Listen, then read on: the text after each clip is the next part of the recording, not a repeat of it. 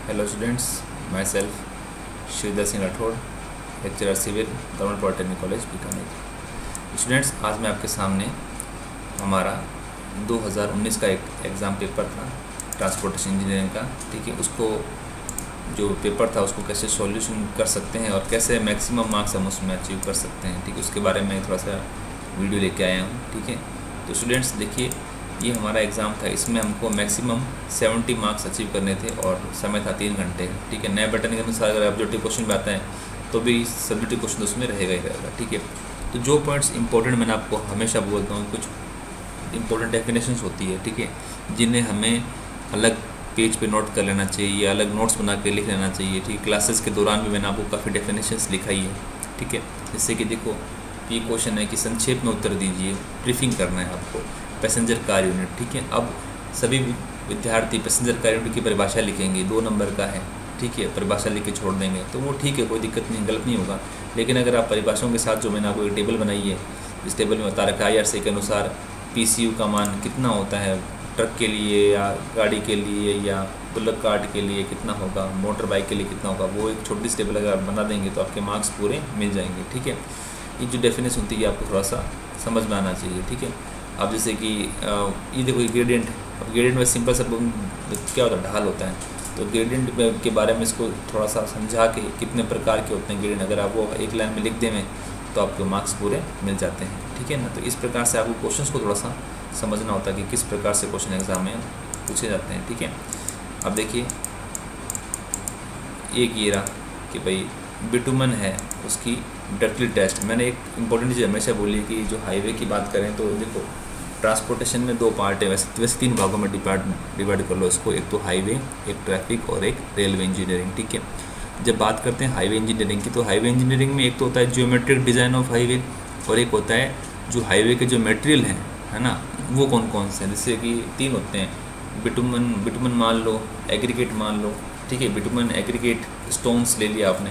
तो इसमें जो एग्रीगेट और स्टोन्स है, उसके जो टेस्ट है वो बहुत इंपॉर्टेंट है। एग्जाम में काफ़ी बार टेस्ट पूछते हैं, जैसे लास्ट टेस्ट आया था अभी, explain the ductility test of bitumen. ठीक है, सिंपल टेस्ट, और क्रशिंग टेस्ट फॉर स्टोन के बारे में बताइए। ठीक है, ये पूछते हैं, कई बार इम्पैक्ट टेस्ट पूछ लेते हैं, लॉस एंजलिस टेस्ट को कई बार पूछा गया है, तो ऐसे ध्यान रखना।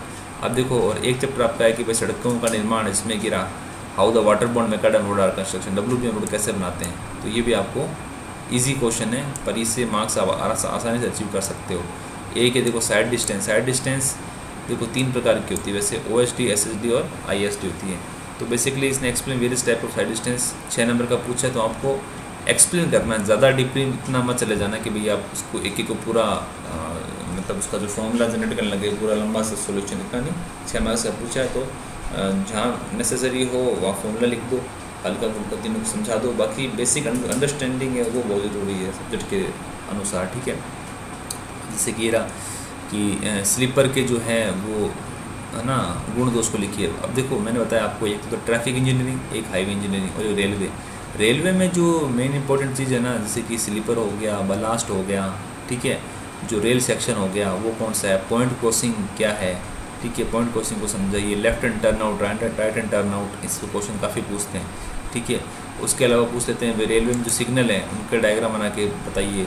ठीक है, तो ये बेसिक चीज़ें अंडरस्टैंडिंग के लिए आपको पता होनी चाहिए। ठीक है, तो ये जो क्वेश्चन है इन्हीं देखो, पॉइंट क्रॉसिंग का एक लेबल डायग्राम बनाइए। ठीक है, ये सुबह मैंने आपको वीडियो था, इसमें पॉइंट क्रॉसिंग डायग्राम बनाना था, 12 नंबर का ये क्वेश्चन था। देखो, ठीक है, अभी देखो, रेल पथ निरीक्षण के कार्यों का निर्माण, यानी कि discover the work duty of permanent way inspector. PV inspector के कार्य क्या होते हैं, उनकी ड्यूटीज़ क्या होती है, ये भी मैंने आपको बताया है। ठीक है, तो ये जो टॉपिक्स होते हैं ना, ये अगर आप इनको हल्का सा गो थ्रू करते हो, इसमें इतना रटने का बात नहीं है, कुछ इसे समझने वाली बात भी तो आप लिख सकते हो। जैसे कि what is the merit demerit of having more than 1 rail gauge in country. अगर किसी देश में एक से अधिक रेल गेज, 3 होते हैं ना, metre gauge, broad gauge, narrow gauge, तो उसके लाभ आने का क्या हो सकते हैं, कई लाभ भी होते हैं, उसके हानियाँ भी होते हैं।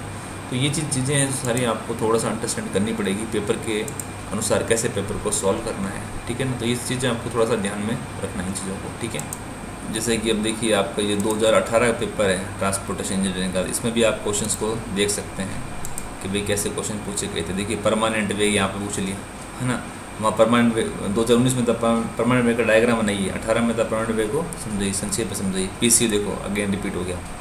तो ये जो इंपॉर्टेंट चीज़ें क्रीप ऑफ रेल ये आपको पता होनी ही चाहिए, ठीक है ना। तो ये चीज़ें आप इनको छोड़ नहीं सकते आप, ठीक है ना, इंपॉर्टेंट चीज़ें, क्योंकि ये बेसिक टर्म्स आपके हमेशा आगे काम आएगी। जैसे ये देखो जयका समिति क्या है, उसके अनुशंसाएँ लिखिए, ठीक है ना। तो ये चीज़ें नया टॉपिक आ गया। देखो अब देखो 2019 में था डक्टिलिटी टेस्ट था, 18 में पूछा गया सॉफ्टनिंग टेस्ट बिटुमन, ठीक है, समझ रहे हो। तो ये आपको बता, जैसे कि ये देखो वाटरबोर्न मैकाडम का डायग्राम बनाइए, ठीक है। तो ये आपको पता होने चाहिए, ठीक है। ये बेसिक चीज़ें हैं जो आप इम्पोर्टेंट होती है आपके इस एग्ज़ाम के लिए, इम्पोर्टेंट भी है और आगे भी अगर आप फील्ड में काम करते हो तो ये चीज़ आपको ध्यान में रहनी चाहिए, ठीक है। अब जैसे कि देखो ये स्लीपर के फंक्शंस को आपको समझाना है, ठीक है ना। परमानेंट वे स्पेक्टर की ड्यूटी है, अगेन रिपीट हो गया क्वेश्चन, ठीक है। वियरिंग ऑफ रेल क्या है, तो कई बार क्रीप और वियरिंग पूछ लेते हैं, ठीक है ना। हाईवे पे जल निकासी कैसे करेंगे, ठीक है, ठीक है। और रोड है ना, ये जो जल सड़क वक्त संवर्धन की से आप क्या समझते हैं, ठीक है ना। विशेष जो सड़क के दोनों तरफ अपने पेड़ लगाते हैं उससे क्या क्या डेवलपमेंट होता है और किस तरह से अपने कर सकते हैं, ठीक है। और देखिए sleeper density, dog spike, locomotive yard. तो ये जो मैं आपको ये बताना चाह रहा था कि भाई जो पेपर है, एग्ज़ाम है, उसको अगर आप ढंग से सॉल्व करें तो इजीली आप अच्छे मार्क्स अचीव कर सकते हैं एग्ज़ाम में, ठीक है। उसके लिए आपको जो बेसिक टर्म्स उसको समझना होगा, ठीक है। जैसे हाईवे के जो 21 चैप्टर हैं उसको पूरे हाईवे को, जैसे कि मैंने आपको क्लास में बताया था कि आप हाईवे को 3 सेक्शन में डिवाइड कर लें, है ना। हाईवे इंजीनियरिंग और ट्रैफिक इंजीनियरिंग और रेलवे इंजीनियरिंग, ठीक है। और उसके बाद अगर आप तीनों सेक्शन को आराम से गो थ्रू होते हैं तो इजीली आप उस चीज़ को अचीव कर सकते हैं, ठीक है। तो हाईवे इंजीनियरिंग में आप जितना भी मैंने आपको बताया है थोड़ा सा वीडियो को ध्यान से देखना आप, और आपको एग्ज़ाम में कैसे क्वेश्चन को अटेंड करना है वो थोड़ा समझना, ठीक है। तो इसके साथ ही मैं आपको थोड़ा सा और बता देना चाहूँगा कि भाई जितना भी अपन ने सिलेबस कवर किया है, ठीक है, तो 4 टॉपिक्स अपने कवर कर लिए हैं। जो असाइनमेंट्स भी मैंने आपको क्लासेस में दिए थे तो उन असाइनमेंट्स को भी आप ढंग से पूरा करना, ठीक है। और जो आपने पूरा कई असाइनमेंट चेक कर रही है तो उसको पढ़ना है, एग्ज़ाम के लिए इंपॉर्टेंट है, ठीक है। ऑब्जेक्टिव क्वेश्चंस भी हैं तो पढ़ना, और पिछले सालों के जो पेपर हैं अपने BTI की साइट्स पे दिए हैं तो उन पेपर्स को आपको घर पे रहना, सॉल्व करना। कुछ अपन ने असाइनमेंट भी सॉल्व करवाएं क्लास में और कुछ आपको जो है उन पेपर को सॉल्व करना। तो उससे क्या है कि आपका सब्जेक्ट और अच्छे से तैयार हो जाएगा, ठीक है। बाकी भी कोई आपको डाउट हो तो आप कमेंट बॉक्स में लिख सकते हैं, ठीक है। मुझे लिख के कमेंट बॉक्स में मुझे बता दें तो मैं आपको भी उसमें भी कुछ हेल्प कर दूंगा, ठीक है। तो इसी के साथ ही अपने हाईवे के जो टॉपिक्स हैं वो कवर किए हैं, कुछ पेपर के बारे में मैंने आपको बताया है, ठीक है।